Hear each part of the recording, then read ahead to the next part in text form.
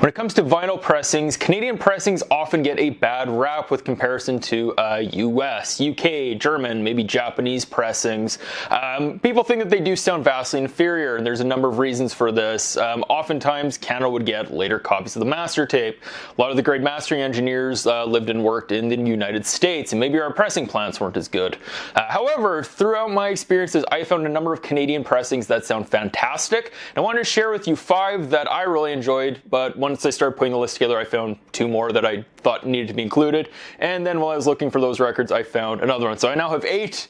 Probably should have tried to round up to 10 records that sound great that are Canadian pressings. But also going to give you some tips of things that you can look for when you're out in the wild, and if you find a Canadian pressing of a record, to indicate whether or not it might actually sound really good. So let's go. First record I want to show is Leonard Cohen's Songs of Leonard Cohen. This was his debut album. He had a lot of success as a poet and as an author before then. This is a fantastic, fantastic record. I know obviously his voice isn't for everyone, but when his music is pressed properly to vinyl, there's nothing better to it. Just his voice is so haunting, so present. And like any acoustic music, you want to feel like, you know, the artist is in the room with you. And I think this really captures this. This is a first Canadian pressing.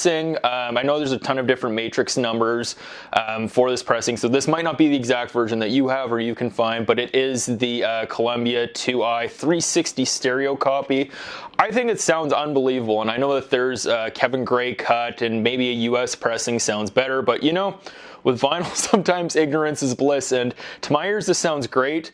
I'm sure there are better sounding pressings with this and with any of the other ones. If you have a copy that sounds better, please let me know. I'd love to maybe check it out down the road, but this is a very cheap record in Canada, very available. Since I bought this, I've found that I've seen these for $7, $10, $15 all over the place. So yeah, keep an eye out and grab this one if you see it. It's really good and it sounds great. So this is one that was a bit of a surprise to me. This is the Talking Heads 77. This is I believe a Canadian reissue. This is called the Don Mills version, so it was printed at the Don Mills pressing plant in Ontario, Canada.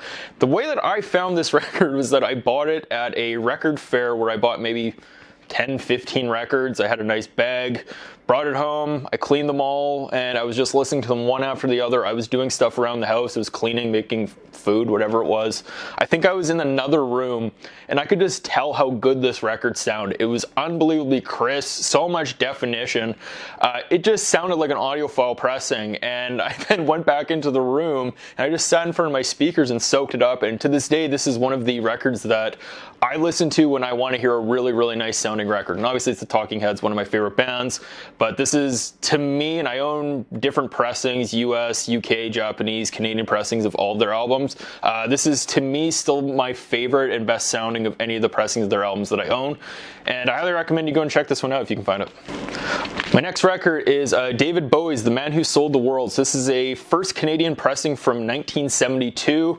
This album was not pressed in Canada when it was released in 1970, but my best guess is that as Bowie got more famous with the rise and fall of Ziggy Stardust, they decided to cash in on it and started pressing records that weren't previously available. This is funny because this is one of my favorite Bowie records. I'd wanted a vintage pressing of it. I'd heard not as good things about the more recent reissues. So I was trying to get a vintage pressing for a couple of years. Whenever I'd find them, they were really, really expensive, like $80, $100. And one day on a buy and sell site, this guy that I would buy records from that lived about a block from my house, I had my notifications set on whenever he would post anything so I could see what he posted. And he posted this record for sale. I messaged him within 30 seconds of him posting it. If he still had it, I ended up going and grabbing, picking it up. And I was chatting with him about it, and he said, yeah, the record's in great condition. He said, I love Bowie. I just don't like that record very much. He goes, it sounds really good though. And I remember bringing it back home, like, okay, like, you know, this dude says it sounds good. Put it on my turntable. I had definitely not as good of a setup as I do now back then. And holy crap, I've never heard bass like that from vinyl before. It was just so thumping, so present. I just thought it sounded spectacular, and even with a better system and so many other records, I still continue to go back to this pressing because I think it sounds so good. I've since got the Speaker's Corner version of Lou Reed's Transformer. That's the only other record that I have heard bass that sounds even similar to this album, and those are both recorded at Trident Studios, oddly enough. But I did some more research on this, and it turns out that there are US and UK pressings that the matrix number match this. So it's most likely that the plates or the lacquer was sent over to Canada. So this is basically the equivalent of an early reissue of a UK or a US pressing, and I think it sounds great. And because we're talking about Bowie, I have to put the Let's Dance first Canadian pressing. This is cut by Joe Webster. It says J. Webster in the dead wax. I think I've heard a lot of people comment that the Canadian pressing is the best sounding version or up there with any of the other original pressings. I had to include this as well. So yeah, this is great. Sounds fantastic. The mastering is unbelievable. Another audiophile type record. So if you are unaware of the geography of Canada, about 90% of the population lives within 100 miles or 160 kilometers of the US border, meaning that our big cities are often very close to big cities in the United States. So New York is very close to Montreal, very close to Toronto. And this means that oftentimes it was cheaper or easier to have a record mastered and cut in the States and then sending those lacquers or sending those plates to Canada to then be pressed versus just sending a copy of the tape.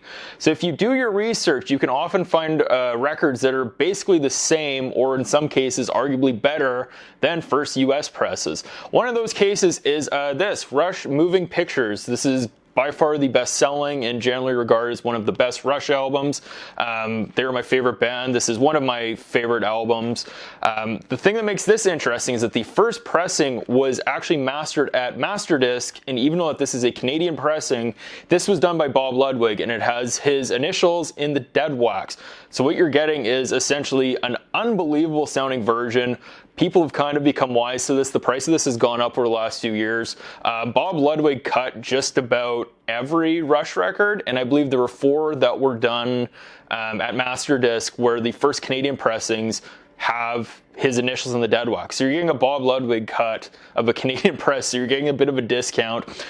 My favorite of his is actually his cut of Rush's Permanent Waves. However, I can't find my copy, and I'm really hoping I didn't accidentally sell it because I think that album sounds a little bit better than Moving Pictures. But I mean, this one's the one that has, Tom Sawyer, YYZ, Red Barchetta, Limelight, all those hits. Amazing album, and if you're even remotely curious about Rush or progressive rock, like this is a must-own and something that everyone should have in their collection. All right, throw in a bonus record because there are a lot of people who don't like Rush, and if that's you, I think you're dumb and your opinion on music doesn't matter. However, there's Rush's kind of younger brother band was this quirky group called Max Webster.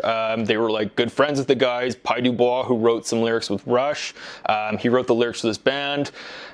They toured a ton with Rush. They were buddies. They even recorded some songs together. But Max Webster was kind of this quirky, progressive rock band that some of the music a little bit dated sounding, very late 70s, early 80s, synthesizers, guitar tones, but the music's actually really good, and this is their best-selling album. This is called A Million Vacations. I see this in just about every middle-aged Canadian's record collection. This sold pretty well, and it's for great reason. It's a great sounding record, and the songs are great on it. Later on, the singer Kim Mitchell would go on to have a great solo career in Canada. But like the Rush records, this one was also cut at Masterdisc and has Bob Ludwig's initials in the dead wax. And again, another album that has just that unbelievable sounding, like early 80s production, crystal clear, very present, great instrument separation. It's just really, really good, and just like really bizarre to just hear this kind of music that you wouldn't expect to sound so good. But this one's also only a few bucks if you know where to look for this. This is super common, and I think he cut a few of their other albums as well, so keep an eye out for those. If you're looking to save money and a record that actually sounds really good, so this is Ringo Starr's Ringo. I would call this album borderline essential if you're a Beatles collector. I picked this up for the great price of $2.99. It sat on my shelf for like a year, and Ringo came to town and I was going to see him, so I thought I'd go look through my record collection and listen to all my Beatles and Ringo albums. And I put this one on, and within like 30 seconds I'm like, holy crap, that sounds really good. And I looked at the dead wax. It was a Canadian pressing. I didn't really know much about it, but after doing a bit of research, turns out that the lacquer for the Canadian pressings of this album were actually cut by Doug Sachs at the mastering lab. So you're getting you're getting a really good sounding record, and obviously for the price, $3. Like, are you kidding me? This is a great record too. I think it's super underrated. Basically a Beatles reunion where the Beatles are writing songs for Ringo. Highly recommended, and yeah, keep an eye out. $3, are you kidding me? Last album is Badfinger Straight Up, produced by Todd Rundgren and George Harrison. Essentially like a post-Beatles like power pop record. Fantastic sounding too. Had the huge hit Baby Blue, which was in Breaking Bad, the Breaking Bad finale. But I remember when I bought this, it had a note on it that said Sterling. That was what the record store wanted me to know about it. And as it turns out, if you look at the dead wax, this was cut by Lee Holko. And the US first pressings have either LH1 or LH2 in the dead wax, and the Canadian first pressings have LH3. So my best guess would be that Lee Holko cut all the 3 lacquers at the same time and then sent them to different pressing plants. So you're essentially getting a US first pressing at the Canadian discount price. This sounds amazing. This is an album that I've gone back to time and time again. Since I've owned this, which has the Sterling stamp in the dead wax, I've seen that there's tons of other Canadian albums that also have the Sterling stamp. So keep an eye out for those. Go on Discogs, look up the matrix numbers when you find anything that says like Master Disc, Mastering Lab, Sterling in the dead wax, because it might have just been mastered there and then the plates were sent to Canada and you get a great sounding record at a discounted price. So that is it. Those are my picks. Are there Canadian pressings of albums that you think sound great that I should maybe check out? Or are there way better sounding versions of these albums that were done in another country that I should maybe be on the lookout for? Let me know what you think. Thanks for watching.